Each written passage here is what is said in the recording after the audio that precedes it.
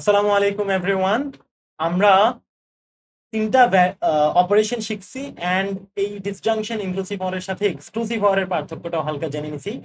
Now we come to the fourth operation which is implication. ইমপ্লিকেশনের জন্য আমরা এই সিম্বলটা ইউজ করে থাকি। Now what is an implication operation? Implication অপারেশনটা কি জিনিস? ওকে, সো এই ধরনের সেন্টেন্স ইনফ্যাক্ট আমরা আমাদের ডেইলি লাইফে সবচেয়ে বেশি ব্যবহার করি। ওকে, ইমপ্লিকেশন হচ্ছে যে কোনো ধরনের কন্ডিশনাল স্টেটমেন্ট।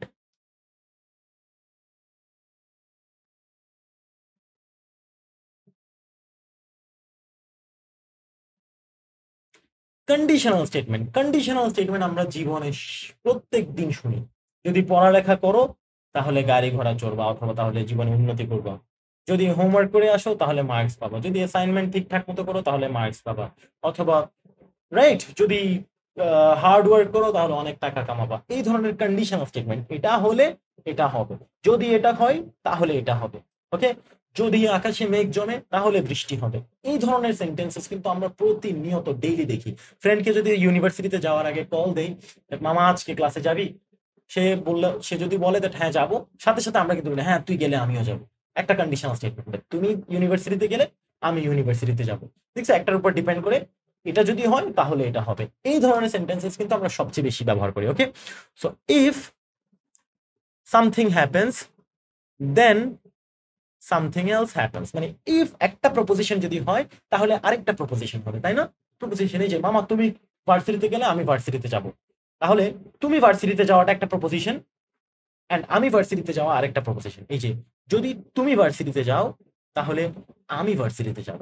এই যে ইফ পি দেন কিউ, এই ধরনের সেন্টেন্স গুলাকে আমরা বলি ইমপ্লিকেশন সেন্টেন্সেস। ওকে, এক ধরনের একটা ইমপ্লিকেশন বলি এটাকে।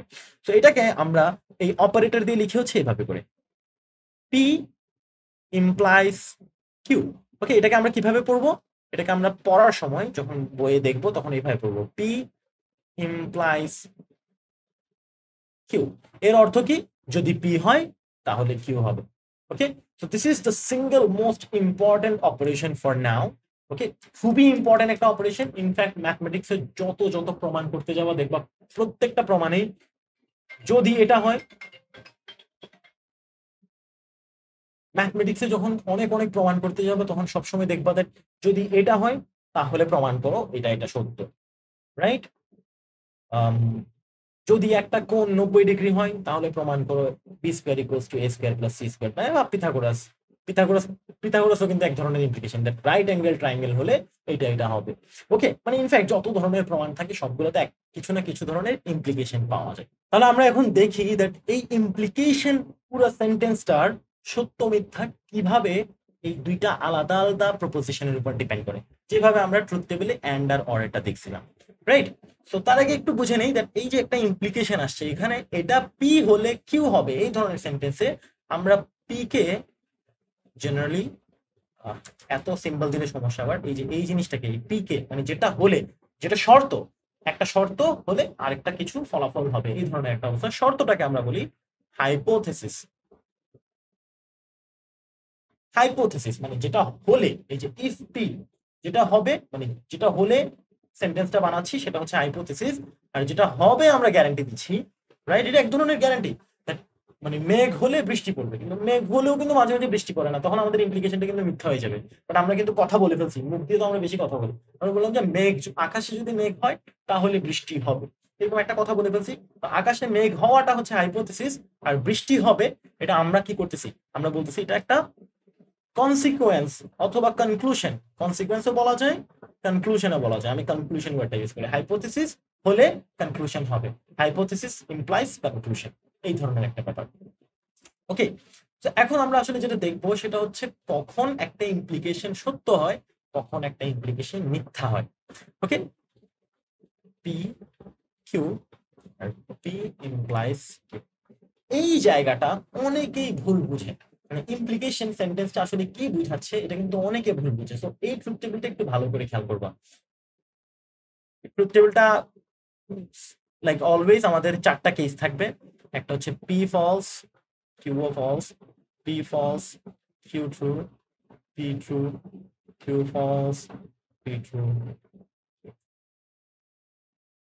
ওকে, সো পি হচ্ছে একটা হাইপোথিসিস, কিউ হচ্ছে কনক্লুশন, আর এটা হচ্ছে পি ইমপ্লাইজ কিউ। কোনটা কখন হবে তোমরা নিজেরা একবার ট্রাই করো, তোমাদের চিন্তা ভাবনা দিয়ে কিছুক্ষণ, ওকে, অ্যাটলিস্ট টেক 2 to 3 minutes, নিজেরা একবার ট্রাই করো দ্যাট এখানে কোন কেসে আসলে ইমপ্লিকেশনটা পি হলে কিউ হবে, এই সেন্টেন্সটা নিজেদের মতো করে একটা এক্সাম্পল চিন্তা করো, তারপর জাস্টিফাই করো, একটু এগুলো নিজেরা ফিল আপ করো, তারপর হচ্ছে আমারটা দেখো। ওকে, তো তোমরা নিজেরা পজ করে করো, আমি আমার সলিউশনটা এক্সপ্লেইন করতেছি। আমি একটা এক্সাম্পল দিয়ে এক্সপ্লেইন করবো, ওকে, একটা জাস্ট সিম্পল এক্সাম্পল দিয়ে এক্সপ্লেইন করবো। তো যেটা নর্মালি হচ্ছে আমি আমি ক্লাসে আমার স্টুডেন্টদেরকে যেভাবে এক্সপ্লেইন করি সেটা হচ্ছে, যে কেউ ধরো কলম দিয়ে ক্লাসে লিখতেছে, আমি বললাম যে তোমার কলমটা আমার পছন্দ হয়েছে, সে ক্লাস ক্লাস করতেছিল, আমি বললাম যে তোমার কলমটা আমাকে আমার পছন্দ হয়েছে, আমাকে কলমটা দাও। এন্ড সে কি করলো, সুযোগ বুঝে সে আমাকে বললো যে স্যার আমাকে 10 টাকা দেন, তাহলে আমি কলমটা দিব। ওকে, খেয়াল করে দেখো একটা ইমপ্লিকেশন এসে গেছে, রাইট? একটা ইমপ্লিকেশন এসে গেছে, পি ইমপ্লাইজ কিউ। পি বলতেছে হচ্ছে 10 টাকার কথা, তাই না? 10 টাকা দিলে, পি বলতেছে 10 টাকা দিলে কিউ হচ্ছে কলম দিব। ওকে, আমি জাস্ট সিম্পলি লিখলাম আর কি। তাহলে একটা ইমপ্লিকেশন এসে গেছে, স্টুডেন্ট আমাকে বলতেছে স্যার 10 টাকা দিলে কলম দিব। ওকে, একটা ইমপ্লিকেশন চলে আসছে। হাইপোথিসিস কি? হাইপোথিসিস হচ্ছে আমি তাকে 10 টাকা দেওয়া, এটা হচ্ছে একটা প্রপোজিশন, হাইপোথিসিস। যদি আমি তাকে 10 টাকা দিই তাহলে আমার প্রপোজিশনটা সত্য, আমি যদি তাকে 10 টাকা না দিই তাহলে আমার প্রপোজিশনটা মিথ্যা, হুইচ ইজ এই যে পি। পি দেখো, পি মিথ্যা মানে আমি 10 টাকা দেই নাই, ওকে, আবার পি সত্য মানে আমি 10 টাকা দিছি। ওকে, আর কিউ হচ্ছে কনক্লুশন, হচ্ছে সে আমাকে কলম দিবে, আমি যদি 10 টাকা দেই সে আমাকে কলম দিবে। এই সেন্টেন্সটা হচ্ছে পুরো ইমপ্লিকেশনটা, আমি যদি 10 টাকা দেই সে আমাকে কলম দিবে, এই কথাটা সে আমাকে বললো, সে একটা স্টেটমেন্ট দিছে, একটা ইমপ্লিকেশন আমাকে বললো। ওকে, এই সেন্টেন্সটার সত্যতাটা আমরা বিভিন্ন কেসেসে কি হয় সেটা চেক করবো। ওকে, তো লাস্টের থেকে দেখি, লাস্টেরটা সবচেয়ে সহজ কেস, সেটা হচ্ছে সে আমাকে, আমি তাকে 10 টাকা দিলাম, সে চাইছে, আমার কলমটা অনেক পছন্দ হয়েছে, আমি তাকে 10 টাকা দিলাম, সেও সুন্দর করে আমাকে কলমটা দিল।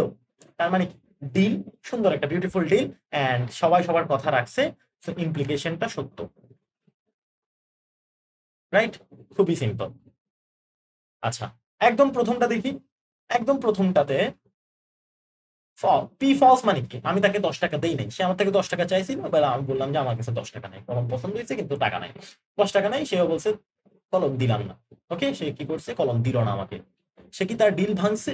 সে কিন্তু তার ডিল ভাঙে নাই, বিকজ সে বলছিল আমাকে 10 টাকা দিলে কলম দিবে, রাইট? এখন আমি 10 টাকা দিই নাই, সেও আমাকে কলম দেয় নাই, তার ইমপ্লিকেশনটা কিন্তু মিথ্যা হচ্ছে না, রাইট? সে আমাকে কথা দিছিল 10 টাকা দিলে কলম দিবে, তাহলে এটাও আসলে তার কথাটা কিন্তু সে ভাঙে নাই, তার স্টেটমেন্টটাকে তুমি মিথ্যা বলতে পারবা না। ওকে, থার্ড লাস্টটাতে দেখি, আমি একটু উল্টা পাল্টা অর্ডারে যাচ্ছি এক একটা সিনারিও এক্সপ্লেন করার জন্য। এটা দেখি, এটাতে হচ্ছে আমি তাকে 10 টাকা দিছি, এই যে দেখো ট্রুথ। ওকে, আমি ব্ল্যাক কালার দিয়ে দেখাই, এর উপরে ট্রু। এটা ট্রু মানে হচ্ছে আমি তাকে 10 টাকা দিছি, তাহলে সে আমাকে কথা দিছিল 10 টাকা দিলে কলম দিবে, কিন্তু সে কলম না দিয়ে পালাই গেছে, সে আমাকে কলমটা দেয় নাই। এইটাতে কিন্তু সে তার কথা ভাঙছে, আমি কিন্তু বলতে পারবো যে হ্যাঁ এই ক্লাসে একটা মিথ্যাবাদী স্টুডেন্ট আছে, আমার থেকে 10 টাকা চাইছিল, আমি 10 টাকা দিছি, আর সে আমাকে বলছিল, এরকম একটা সেন্টেন্স বলছিল যে 10 টাকা দিলে কলম দিব, কিন্তু 10 টাকা দেওয়ার পরেও আমি এখানে তাকে 10 টাকা দিলাম, তবুও সে আমাকে কলম দিল না। এই জায়গায় তার কথাটা কিন্তু মিথ্যা হবে। ওকে, এখন আসি লাস্ট কেসটাতে, এটা আমি প্রিটি মাচ শিওর মোটামুটি ম্যাক্সিমাম স্টুডেন্ট এটা ভুল করে, তোমরা ঠিক করলে তো ভালো কথা, ভুল করলে মানে এটা করে, এটা সবাই ভুল করে। ওকে, তো এটা একটু বোঝার ট্রাই করি। এইটাতে কি হচ্ছে, এটাতে হচ্ছে আমি তাকে 10 টাকা দেই নাই। ওকে, আমার কলমটা পছন্দ হয়েছিল, আমি তাকে বললাম কলম দাও, সে আমাকে বললো স্যার 10 টাকা দিলে কলম দিব, কিন্তু আমি তাকে 10 টাকা দিলাম না, আমার কাছে টাকা ছিল না, কিন্তু তবুও সে আমাকে কলমটা দিয়ে দিছে। সে চিন্তা করলো যে টিচার মানুষ, কলম চাইছে, টাকা না দিক দোয়া দোয়া দরুদ করবে, এটা চিন্তা করে সে হয়তো কলমটা দিয়ে দিছে। কিন্তু কলম দিয়ে দেওয়ার কারণে তার স্টেটমেন্টটা কি মিথ্যা হয়ে গেছে নাকি তার স্টেটমেন্টটা ভাঙে নাই, এটা হচ্ছে চিন্তার বিষয়। ওকে, তাহলে স্টেটমেন্টটা ভালো করে চিন্তা করি। স্টেটমেন্টে সে আমাকে বলছে 10 টাকা দিলে কলম দিব, আমি তাকে 10 টাকা দেই নাই, সে তবুও আমাকে কলম দিয়ে দিছে, সে কি তার কথা ভাঙছে? এটা হচ্ছে প্রশ্ন। উত্তর হচ্ছে সে আসলে তার কথা ভাঙে নাই, তার কথা কিন্তু মিথ্যা হয় নাই। এটা তোমাদের অনেকেরই মানতে কষ্ট হতে পারে, তাই আমি একটু ক্লিয়ারলি এক্সপ্লেন করি। ব্যাপারটা হচ্ছে আমাদের ডিলটা হয়েছিল, মানে সে আমাকে কথা দিছিল 10 টাকা দিলে কলম দিবে। কথাটার হাইপোথিসিস হচ্ছে 10 টাকা দেওয়া। 10 টাকা যদি আমি না দেই তাহলে সে কি করবে, এটা নিয়ে কিন্তু আমাদের কোনো পূর্ব আলোচনা হয় না। লজিক্যাল প্রবলেমসে এটাই সবচেয়ে কমন মিস্টেক হয় স্টুডেন্টদের, সেটা হচ্ছে বেশি বুঝে আগের থেকেই। সে বলছে 10 টাকা দিলে কলম দিব, কিছু কিছু মানুষজন আগের থেকে বুঝে নিছে না তাহলে 10 টাকা না দিলে কলম দিবে না। 10 টাকা না দিলে যে কলম দিবে না এই কথা কিন্তু সে বলেই নাই, সে শুধু বলছে 10 টাকা দিলে কলম দিব। তাহলে আমি বিট্রিট ফিল করব শুধুমাত্র তখনই যখন 10 টাকা দেওয়ার পরেও সে আমাকে কলমটা দিল না, কারণ কি সেটাই সে ডিল করছিল। হাইপোথেসিসটা সত্য হয়েছে কিন্তু তবুও কনক্লুশনটা হচ্ছে না, তখনই আমরা বিট্রিট ফিল করব। কিন্তু 10 টাকা না দেওয়ার পরেও যদি সে আমাকে কলমটা দিয়ে দেয়, আমি কিন্তু তাকে মিথ্যাবাদী বলতে পারবো না, সে যে কথাটা বলছিল সেটা যে মিথ্যা, এই ক্লেমটা আমি করতে পারবো না। কারণ কি সে 10 টাকা না দিলে কি করবে না করবে সেটা তার ব্যাপার, সেটা নিয়ে আমাদের কোনো ডিসকাশন হয়নি। হোপফুলি সবাই বুঝতে পারছো। ওকে, সো আমি ইন শর্ট একটু র্যাপ আপ করে দিই। সেটা হচ্ছে ইমপ্লিকেশনের ট্রুথ ভ্যালুটা খুবই ইন্টারেস্টিং, কিন্তু ইমপ্লিকেশন মোটামুটি অলওয়েজই ট্রু থাকে। এই কালারটা আমার পছন্দ হচ্ছে না। মোটামুটি অলওয়েজই ট্রু থাকে এক্সেপ্ট দিস ওয়ান কেস, যেটা হচ্ছে হাইপোথেসিস সত্য হওয়ার পরেও যদি ইমপ্লিকেশন মিথ্যা হয়। Okay, so P implies Q. P যদি ট্রু হওয়ার পরেও কিউ ফলস হয়, এই ট্রু ইমপ্লাইজ ফলস, এটাই হচ্ছে একমাত্র ফলস, বাকি অলওয়েজ ইমপ্লিকেশন ট্রু। ওকে, এটা এইভাবে চিন্তা করতে পারো, অথবা আরেকটা সিম্পল এভাবে চিন্তা করতে পারো দ্যাট ইমপ্লিকেশনের মধ্যে হাইপোথেসিস যতক্ষণ সত্য হচ্ছে না, সে কথাটা যেই বেসিসে দিছিল, যেই হাইপোথেসিসে দিছিল, সেটা যতক্ষণ সত্য হচ্ছে না ততক্ষণ তাকে তুমি ভুল বলতে পারবা না, ইমপ্লিকেশনটাকে ভুল বলতে পারবা না, ইমপ্লিকেশনটা ভুল না। একটু ভালো করে চিন্তা করলেই বুঝতে পারবা। ধরো কেউ বললো আকাশে মেঘ দেখা গেলে বৃষ্টি পড়বে। ওকে, এবং এখন একদিন কি হলো, মেঘ টেঘ ছাড়া রোদ, রোদের মাঝখানে বৃষ্টি শুরু হয়ে গেছে। তুমি কিন্তু তাকে মিথ্যাবাদী বলতে পারবে না, তুমি তো বলছিলা মেঘ দেখা গেলে বৃষ্টি পড়বে। সে কিন্তু বলে নাই যে কি শুধুমাত্র মেঘ দেখা গেলেই বৃষ্টি পড়বে, এভাবে বলেনি। সে বলছে আকাশে মেঘ দেখা গেলে বৃষ্টি পড়বে। তাহলে তার কথাটা মিথ্যা হবে শুধুমাত্র তখন যখন আকাশে মেঘ দেখা যাওয়ার পরেও বৃষ্টি পড়তেছে না। তখন তুমি বলতে পারবে কিরে তুই তো বলছিলি মেঘ দেখা গেলে বৃষ্টি পড়বে, মেঘ দেখা তো যাচ্ছে কিন্তু বৃষ্টি তো পড়ে নেই আজকে। বুঝাইতে পারছি ব্যাপারটা? হাইপোথেসিসটা সত্য হলেই ইমপ্লিকেশন মিথ্যা হওয়ার একটা সুযোগ আছে, এই যে হাইপোথেসিস সত্য হয়। হাইপোথেসিস যতক্ষণ ফলস ততক্ষণ ইমপ্লিকেশনকে কেউ ফলস প্রমাণ করতে পারবে না। ওকে, সো হোপফুলি তোমরা সবাই এটা বুঝছো। আমরা আরো কিছু অপারেশন শিখবো, এন্ড দেন আমরা এই অপারেশন গুলা রিয়েল লাইফে সেন্টেন্সের মধ্যে কিভাবে খুঁজে বের করতে হয় সেটা শিখবো। আল্লাহ হাফিজ।